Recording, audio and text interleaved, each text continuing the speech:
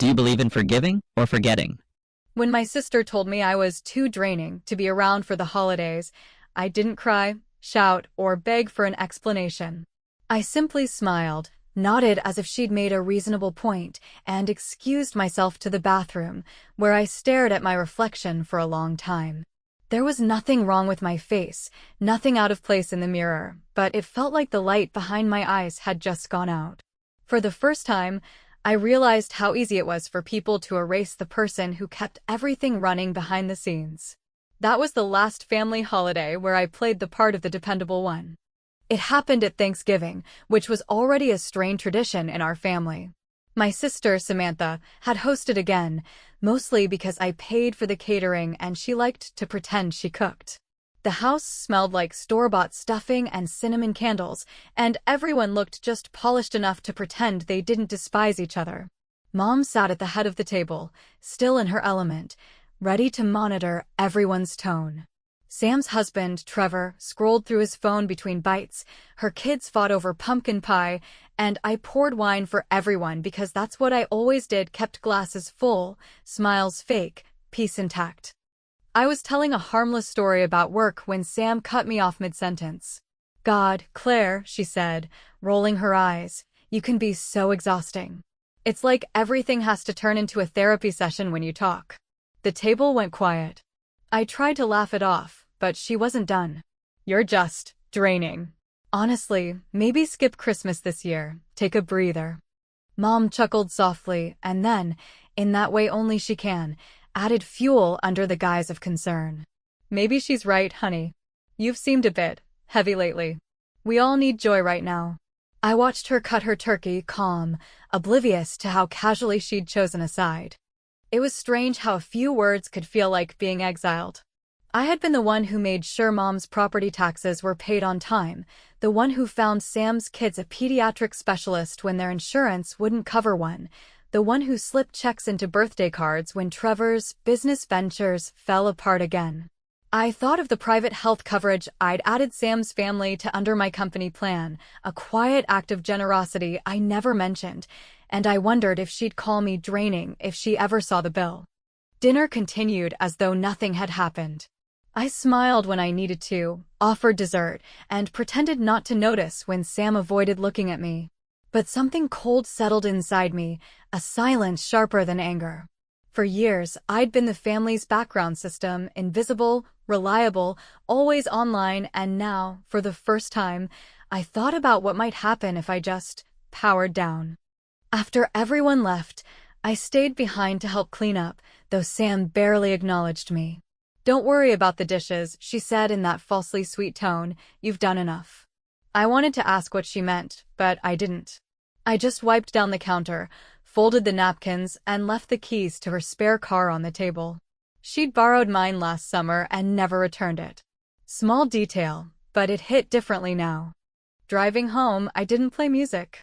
I didn't cry either. I just replayed the scene, the laughter, the way Mom's voice wrapped around Sam's insult like approval. By the time I reached my driveway, I had already decided. If they wanted me to stop being draining, I'd give them silence, the kind that echoed through credit statements and medical billing departments.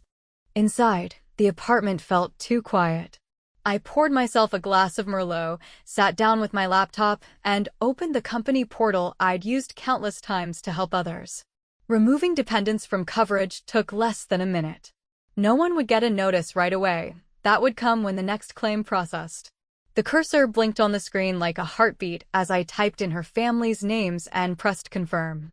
Then I opened another tab, one that led to the investment account I'd built for her kids after Dad died. It had grown nicely over the years, small contributions, steady returns. I never told Sam how much was there. She just assumed college would work itself out. I froze the account, citing a policy audit. No money was moved, no law broken. Just a system paused, like me.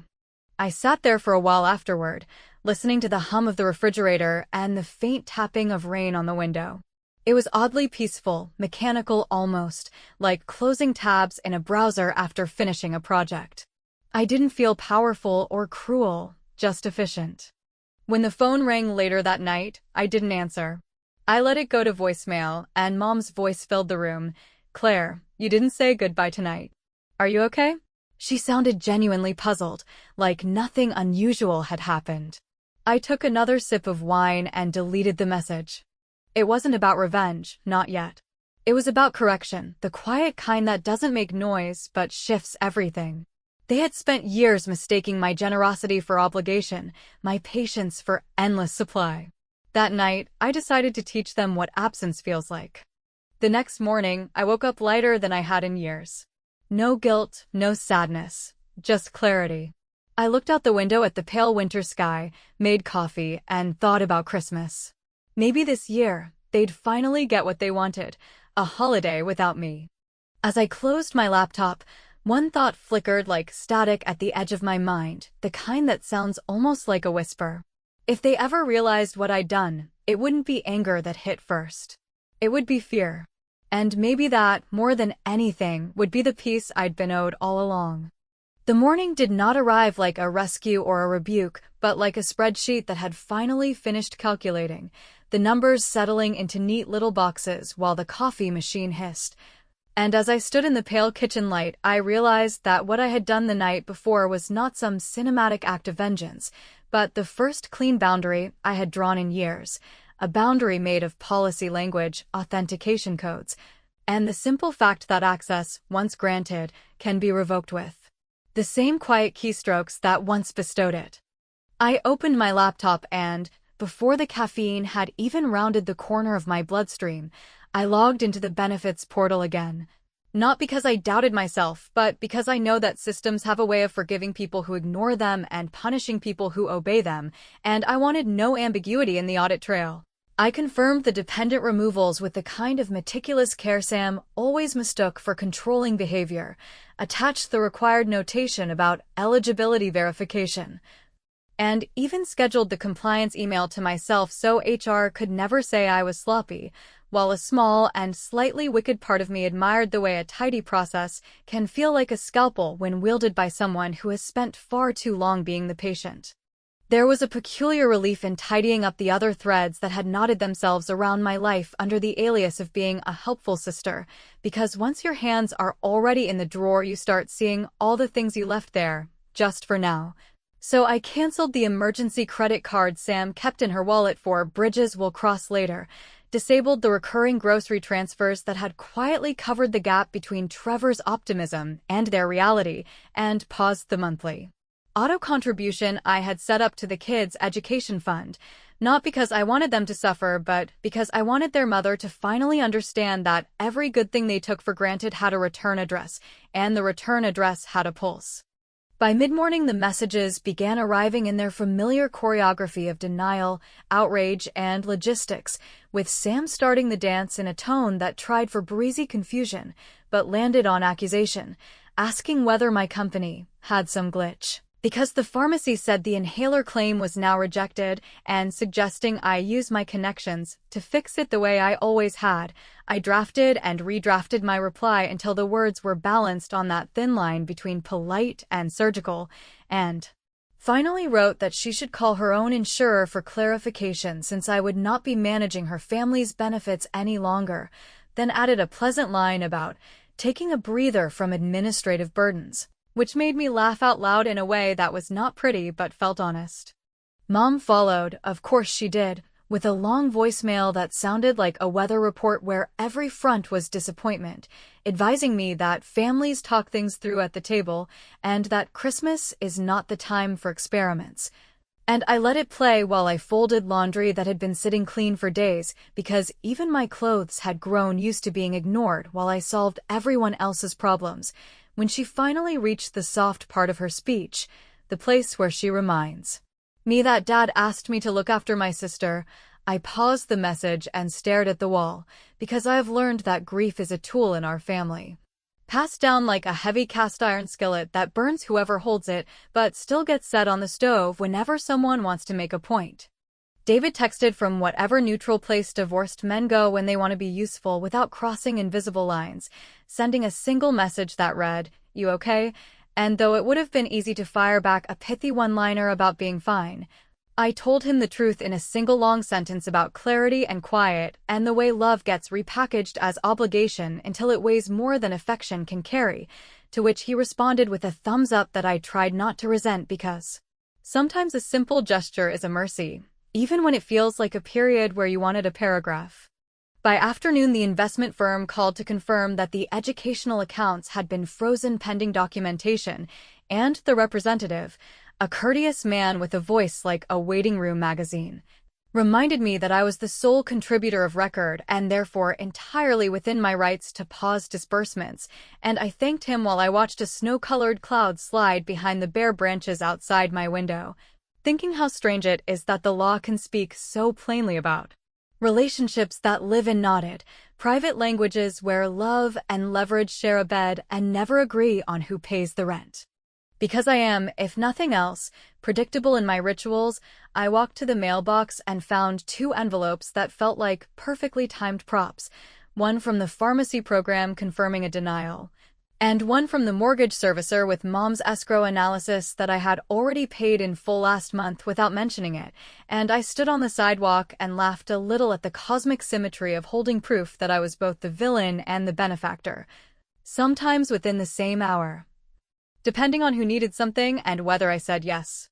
In the evening, I drafted a single email to Sam, the kind that reads like a détente but is really a boundary, explaining that I would no longer be available as a default financial backstop, that I wished the kids well, that I believed she and Trevor could handle their household without my invisible scaffolding, and that I would be stepping back from holiday gatherings to preserve my sanity.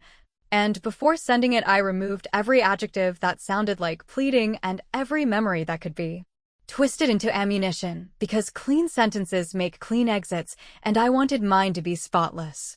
I hit send and closed the laptop just as my phone buzzed with a new notification marked urgent, a message from the investment firm's compliance team requesting a written statement about the origin of the education funds due to a third-party inquiry, which could only have been initiated by Sam or Trevor, and as the screen lit my hands with its bureaucratic glow, I felt the faintest tremor of something like pity, not for them exactly, but for the years I had trained them to believe that help would always arrive before consequences, a pity that disappeared when the voicemail transcription appeared beneath it, Mom's voice once more, shorter this time and somehow colder. "Claire, whatever you're doing, stop it right now before you ruin this family." And I stood there in the kitchen listening to the refrigerator hum while the night settled in, aware that I had crossed a line I should have recognized years ago, and equally aware that I had no intention of walking back. By the time the sun dragged its reluctant light across the blinds the next day, the consequences had already learned my address, because my inbox had filled with a braided sequence of messages that revealed how quickly a family can mobilize when the money stops moving, with Samantha writing in that breathless tone she deploys when she wants to sound helpless yet somehow victorious, claiming that the pharmacist must have made an error because the copay had jumped to a number that made her chest tighten, and then in the next paragraph accusing me of sabotaging her household out of jealousy I had allegedly nurtured since we were teenagers, as if I had waited decades just to pick a fight with a cash register. I read every word once, then again. And then I put the phone face down and walked the length of the apartment twice, because I understood that the only way to keep your footing when someone tries to spin you around with their drama is to feel your own weight in the soles of your feet. And once my breathing stopped sounding like a faulty vent, I returned to the screen and saw that the investment firm had escalated matters, not with threats or theatrical language, but with a precise request for a provenance statement detailing when and how I had funded the education accounts, along with a courteous notification that a third party had questioned my authority to pause disbursements.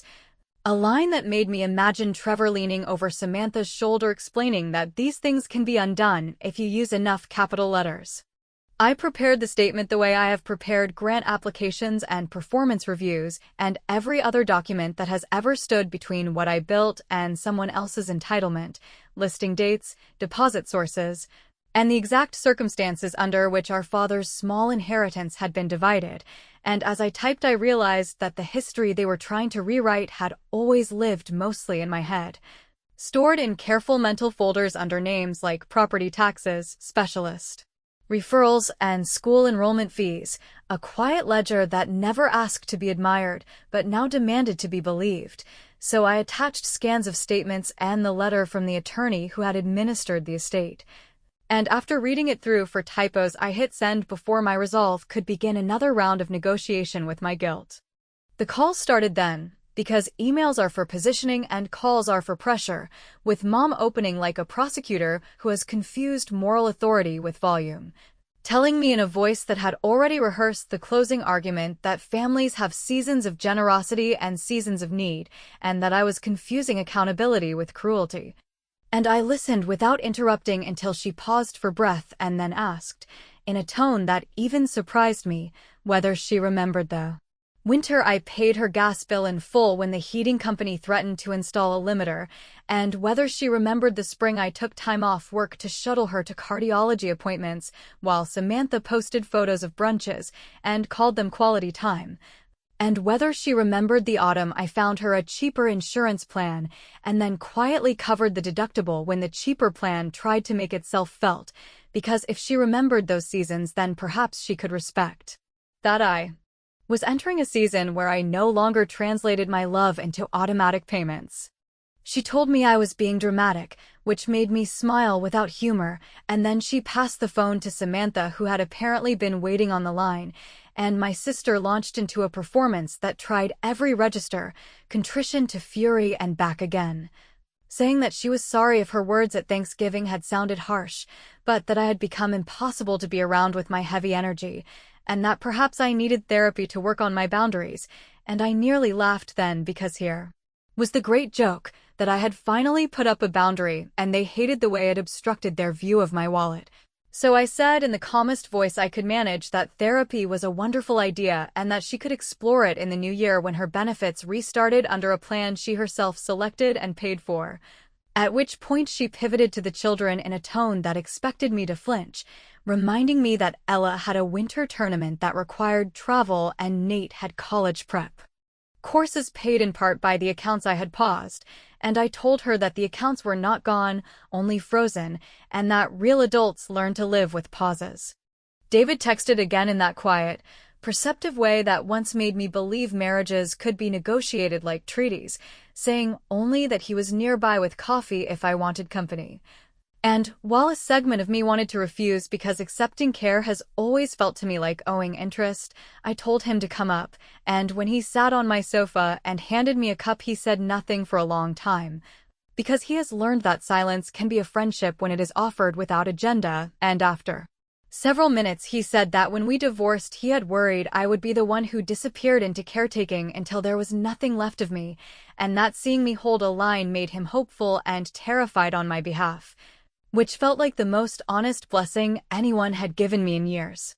The afternoon blurred with administrative aftershocks, with HR confirming that my documentation was airtight and my actions compliant,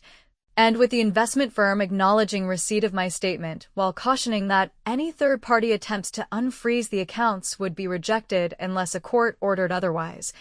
And as the light thinned, I began to feel the first unsteady tremor of what might have been regret if it had not arrived dressed in self-respect, because the landscape of my family life had shifted, and though I had initiated the quake, I could not predict where the cracks would run, and it turns out that uncertainty is not just a fear but a form of space, the kind you can breathe in if no one insists you fill it with apologies. I was rinsing the coffee mugs when my phone lit with a message that did not sound like theater, a clipped note from Trevor saying that Samantha was on her way to urgent care after an episode that looked like panic but might be something else, and that the receptionist had already said the insurance on file was showing as inactive, and could I please, just this once, make a call, because the kids were scared and he was out of his depth, and I stood with the water running over my hands while the screen waited for my answer, aware that whichever path I chose would not be reversible, when another notification slid on top of his, a subject line from the investment firm's compliance address that read in calm legal lettering, "External counsel notice received, action required immediately," and the faucet kept hissing while I reached for a towel and decided which fire I wanted to walk into first. I chose the legal fire first because paperwork does not faint or cry, and because when a letter arrives with outside counsel in the header, you either face it immediately or you agree to live with a stranger in your house. So I called the compliance officer, whose name sounded like a season in New England, and, while the hold music circled through polite piano, I opened the folder where I keep the receipts of my life, the scanned statements, the notarized letter from the attorney who divided our father's small estate, the emails where Samantha thanked me in lowercase for doing the boring stuff, and the tidy ledger that showed every deposit into the education accounts originating from my paychecks and from a memorial gift fund that I organized when people asked how to honor a man who never liked the spotlight but always tipped in cash. When the compliance officer answered, he sounded relieved that I existed, which is not a feeling one expects to receive from a stranger on a weekday afternoon, and he explained in careful, neutral phrases that a law firm representing a concerned maternal party had inquired whether the educational accounts could be protected from capricious freezes by a co-trustee appointment, an inquiry that read to me like Trevor had found a friend with a letterhead and a thesaurus. So I replied with a steadiness I had to build as I spoke that there was no trust, that there had never been a co-anything, that I had structured the accounts as custodial vehicles with myself as the custodian and the children as beneficiaries, and that while I sympathized with their client's sense of surprise, financial surprise cannot rewrite origin, intent, or contribution history. At which point he cleared his throat in a way I enjoyed and suggested I send the documentation I already had in draft, which I did. Before we ended the call with the kind of mutual gratitude reserved for people who know that clarity is a luxury purchased with preparation. Only then did I turn toward the other fire, because biology refuses to wait for paperwork and panic has a way of turning even ordinary corridors into hallways of mirrors. So I texted Trevor a single sentence stating that urgent care would treat Samantha on a cash basis if the plan was inactive, that he should not let anyone perform anything invasive without a written estimate and a list of alternatives, and that if he was overwhelmed he should ask for the patient advocate, which exists precisely for moments when families discover that feelings and billing speak different languages. I did not offer to call anyone or to restore anything, however, because there is a difference between compassion and capitulation, and I have finally learned not to confuse the second for the first. Mom arrived at my door before evening with her face arranged into a portrait of both injury and righteousness, a look she wears the way other women wear pearls. And she pushed past me with the entitlement of someone who believes motherhood includes lifetime backstage passes, announcing that Samantha had endured a terrifying episode at the clinic, that the receptionist had whispered about an inactive insurance entry, and that everyone there looked at my sister as if she were irresponsible, which, according to my mother, was cruel beyond measure given the stress I had inflicted, and I let her declaim while I boiled water, because conversation in our family goes better when a kettle gives you an excuse to pause before replying. When she finally demanded to know what I could possibly want in exchange for restoring this safety net God intended you to provide, I told her that God had not authorized my payroll deductions, and that the safety net had always been woven by my hands. Then asked, as gently as I could with a pulse that felt like a drum roll, whether she remembered the spring I spent in hospital rooms, the lab bands and plastic cups and the lemon ice they give you when they want you quiet. Because if she did, then she knew there were debts in this family that had already been paid in a currency rarer than money. She blanched, because she knows what I am saying without my saying it, and then she sat down in my kitchen chair as if the floor had moved, and in a voice so soft it frightened me she asked whether I would truly let the children suffer to make a point. And I answered with the one truth I have protected like a pilot light, which is that I will not let children suffer even when their parents behave like they live on an expense account with my name on it, and that to prove it I had already moved a discrete sum into a small account in each child's name with a prepaid card for essentials tied to a spending cap that sends me an alert. A system that ensures medicine and tutors and dozens of tiny emergencies can be handled without depositing one more dollar into the drama machine that eats gratitude and produces entitlement. A structure that is generous without being hostage. And as I described it, my mother's face worked through disbelief into a kind of reluctant comprehension, because this Was revenge, yes, but it was the kind that narrows harm and redirects power like a well-placed dam. Night dropped with that brisk swiftness winter favors. The apartment window went mirror dark, and my phone, which had been ominously quiet for an hour, lit with a message that did not belong to any of the usual actors. A short note from Ella written in the unpunctuated confidence of teenagers that said she was sorry for whatever she did, and that she just needed to know whether the practice trip she had trained for all autumn was still possible, because she had never wanted to be a problem. And beneath her text, as if the universe wanted to test the tensile strength of my new resolve, another notification arrived from the investment firm confirming that external counsel had withdrawn their inquiry, pending additional family discussion. Language that achieved the impressive feat of being both soothing and ominous, and while I stared at the two messages with the kettle reboiling as if it, too, were anxious, my doorbell rang in a pattern only one person uses, a series of measured presses that always sound like someone asking permission to tell the truth, and when I opened the door, David stood there with a paper bag and the faint look of a man who has decided to deliver news he knows might break something you were finally brave enough to build. David set the bag on the counter with the care of someone placing an animal he does not want to wake, and before I could ask why, his eyes kept flicking to my mother seated at the table with her hands wrapped around an empty mug as if it contained heat. He said that Trevor had called him in some misguided hope of recruiting a neutral translator, that the urgent care visit had ended without catastrophe, but with a stern recommendation that Samantha manage her stress and follow up with a primary care physician under a plan she controlled, and that somewhere between the parking lot and the driveway she had craftily rewritten the story to feature me as the architect of public humiliation and him as the chorus of reason who might persuade me to reverse whatever I had done,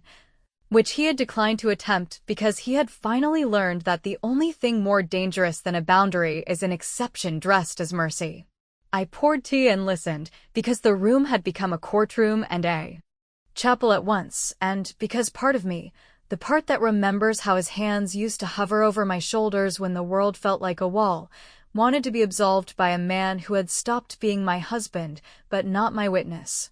The phone buzzed with a new message from Ella that folded itself into my chest like a letter I was not ready to open, a stream of anxious hope about the winter trip and whether adults ever forgive each other in time for buses and rosters.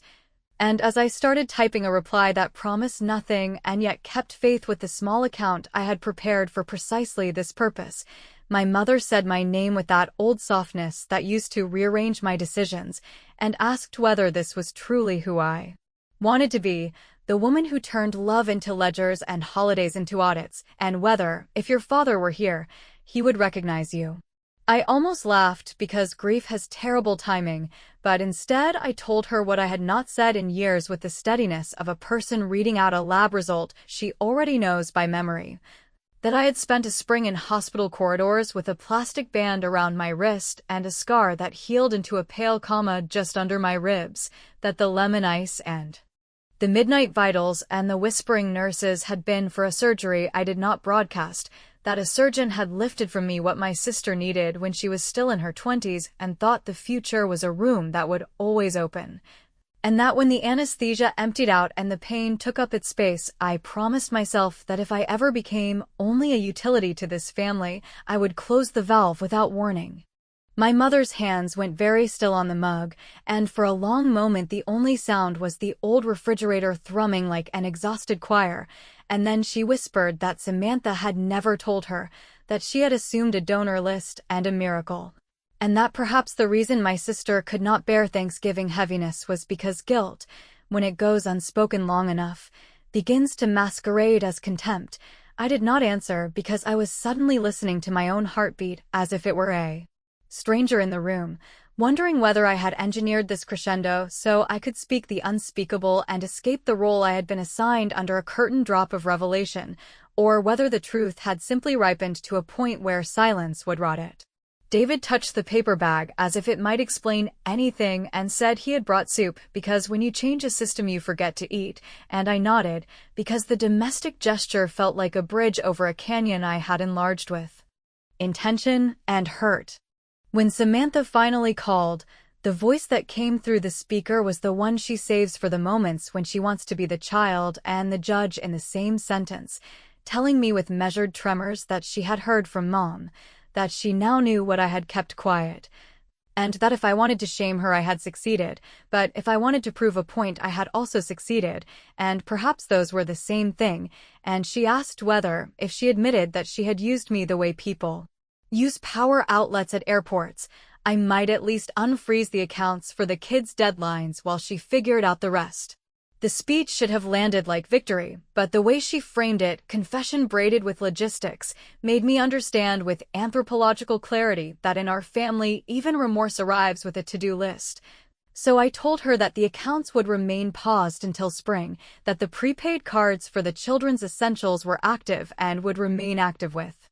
limits that allow need without underwriting neglect, and that any plan for health coverage would be her plan, chosen and paid for by the adults who live in her house. And then I did something I had never done in my entire life with her. I declined to narrate my reasons. She cried, or performed crying, and I let the sound pass through me like weather while Ella's second message blinked at the top of the screen, and after we ended the call I wrote to my niece in sentences that did not sell anyone out, explaining that sometimes grown-ups change the scaffolding so the building stops leaning, that her trip mattered to me because her effort mattered to me, and that the funds for travel would be available on the card ending in numbers she already knew, and I asked her to forward the estimate for the team fees so I could load exactly that amount, no more and no less, which felt like the purest act of love I was capable of offering in a world where generosity had been turned into a pipeline. Night widened, the soup cooled, and my mother stood to leave with movements that seemed older than they were, and at the door she asked in a careful voice whether, when this settled, I would consider a conversation at her kitchen table without witnesses, the kind of talk where people admit what they took and what they gave and what they pretended was mutual, and whether I could bear to hear her say that she had chosen the easier daughter too often because the harder daughter kept solving everything. I said I could consider it in the new year, a phrase that held both mercy and delay, and she kissed my cheek with a tenderness that made me want to sleep for a week. After she left, David washed the bowls we had barely used and said that the thing about boundaries is that they do not promise happiness, they promise proportion, and that sometimes the only proof a boundary is correct is the silence that follows it, which can sound like peace or like exile depending on the day. I stood at the window watching the streetlights comb the dark and thought about the accounts with their orderly digits and the children with their unorderly hopes and the scar that sits under my ribs like a signature I rarely show, and I realized that revenge, at least the kind I had chosen, does not feel like triumph so much as like architecture, a reallocation of load-bearing walls so the roof does not cave in, and that perhaps the house will look colder for a while before anyone notices it is finally safe.